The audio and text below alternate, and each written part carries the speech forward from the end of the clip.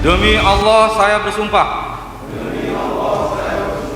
bahwa saya akan memenuhi kewajiban saya selaku kepala desa dengan sebaik-baiknya, sejujur-jujurnya, dan seadil-adilnya. Sahabat Fitra NTB, beberapa tahun belakangan ini posisi kepala desa menjadi jabatan yang cukup diminati. Menjadi orang nomor 1 di desa ini ternyata besaran pendapatannya cukup menggiurkan. Tahukah Anda berapa gaji kades dan perangkat desa hingga sekarang di tahun 2022 ini? Simak terus tayangan video berikut ini ya guys. Pada 28 Februari 2019 yang lalu, Presiden Joko Widodo telah menetapkan Peraturan Pemerintah Nomor 11 Tahun 2019 tentang perubahan kedua atas Peraturan Pemerintah Nomor 43 Tahun 2014 tentang Peraturan Pelaksanaan Undang-Undang Nomor 6 Tahun 2014 tentang Desa. Penghasilan tetap diberikan kepada kepala desa, sekretaris desa, dan perangkat desa lainnya dianggarkan dalam APB desa yang bersumber dari ADD, Anggaran Dana Desa. Bupati atau wali kota menetapkan besaran penghasilan tetap kepala desa, sekretaris desa, dan perangkat desa lainnya.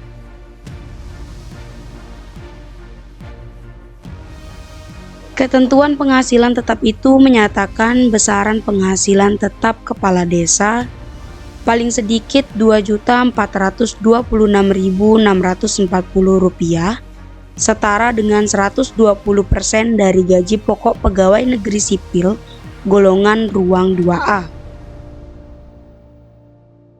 Wah, ternyata besar juga ya Sobat Fitra NTB.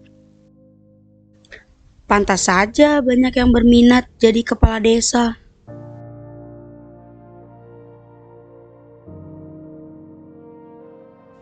Besaran penghasilan tetap sekretaris desa paling sedikit Rp2.224.420 setara dengan 110% dari gaji pokok pegawai negeri sipil golongan ruang 2A. Sementara besaran penghasilan tetap perangkat desa lainnya paling sedikit Rp2.022.200 setara dengan 100% dari gaji pokok pegawai negeri sipil golongan ruang 2A. Dalam hal ADD tidak mencukupi untuk mendanai penghasilan tetap minimal kepala desa, sekretaris desa, dan perangkat desa lainnya sebagaimana dimaksud dapat dipenuhi dari sumber lain dalam APB desa selain dana desa. Bunyi pasal 81 ayat 3 peraturan pemerintah ini. Menurut pasal 81A PP ini, penghasilan tetap kepala desa, sekretaris desa, dan perangkat desa lainnya diberikan sejak peraturan pemerintah ini mulai berlaku. Dalam hal desa belum dapat memenuhi ketentuan sebagaimana dimaksud, maka pembayaran penghasilan tetap kepala desa, sekretaris desa, dan perangkat desa lainnya diberikan terhitung mulai bulan Januari 2020. Terkait perubahan pasal 81 itu, maka pasal 100 PP tentang Peraturan Pelaksanaan Undang-Undang Nomor 6 Tahun 2014 tentang Desa diubah menjadi: yang pertama, penyelenggaraan pemerintah desa termasuk belanja operasional pemerintah desa dan intensif rukun tetangga dan rukun warga. Yang kedua, pelaksanaan pembangunan desa. Yang ketiga, pembinaan kemasyarakatan desa. Yang keempat, pemberdayaan masyarakat desa. Selanjutnya, paling banyak 30% dari jumlah anggaran belanja desa untuk mendanai: yang pertama, penghasilan tetap dan tunjangan kepala desa, sekretaris desa, dan perangkat desa lainnya. Yang kedua, tunjangan operasional Badan Permusyawaratan Desa. Yang ketiga, penghasilan belanja desa sebagaimana dimaksud di luar pendapatan yang bersumber dari hasil pengelolaan tanah bengkok atau sebutan lain.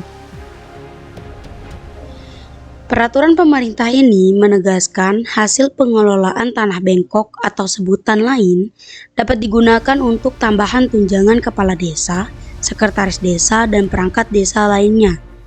Selain penghasilan tetap dan tunjangan kepala desa, sekretaris desa, dan perangkat desa lainnya, sebagaimana dimaksud dalam ketentuan pasal 81.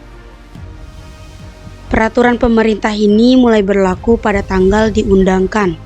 Bunyi pasal 2 Peraturan Pemerintah Nomor 11 Tahun 2019 yang telah diundangkan oleh Menteri Hukum dan HAM Yasona Halauli pada 28 Februari 2019.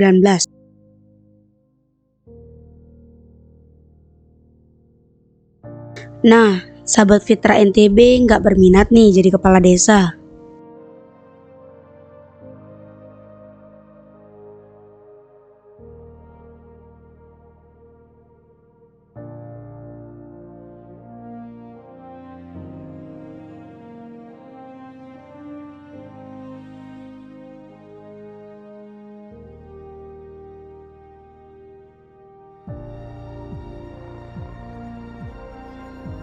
Protesnya ke DPR. Kenapa nggak protes ke bupati? Kan masih aku hidup. Bener ini. Masih saya tegak berdiri di situ jadi bupati. Kenapa lapornya ke tempat-tempat yang lain? Seperti somasi ini kan ke bupati somasinya. Karena bupati yang membuatkan SK. Nah lain kali, ya kalau ada kawan-kawan yang berperilaku seperti itu kita luruskan. Kalau mau somasi, mau keberatannya kepada si pembuat kebijakan itu. Tentu saya akan beralasan apa jika dipertanyakan kepada saya oleh mereka. Kalau sekarang kan berantai nih Pak. Pak Wagub menemui beliau, kemudian beliau menyampaikan kepada saya. Lalu barangkali kebijakan itu kadang-kadang kan tidak sama pemahaman kita satu dengan yang lain. Lalu kepada siapa kita nyampaikan? Seolah-olah adu domba antara wakil bupati dengan bupati yang terjadi sekarang ini. Saya tidak mau hal seperti itu terjadi, makanya saya diam. Lamun namele nerima gaji seperti itu terima, lamun dia namele mentelah. Begitu Pak. Sanggup kita ganti. Ya. Alasannya apa? Kalau mereka nemui saya, kita bisa berembuk, Pak. Ya, apa solusinya? Kalau sekarang saya mau lapor kepada siapa, mau jawab kepada siapa? Nah, karena itu ada hal-hal yang perlu kita tinjau kembali seperti ini. Sudah naik silpanya ini, Pak. Tahun yang lalu kalau tidak salah 1,8 juta silpanya, sekarang menjadi 22,5. Kan naik sama seket Wah ini. Kalau bagi saya gampang Pak, silpanya tetap seperti tahun kemarin, sisanya jadikan dia tunjap, selesai masalahnya.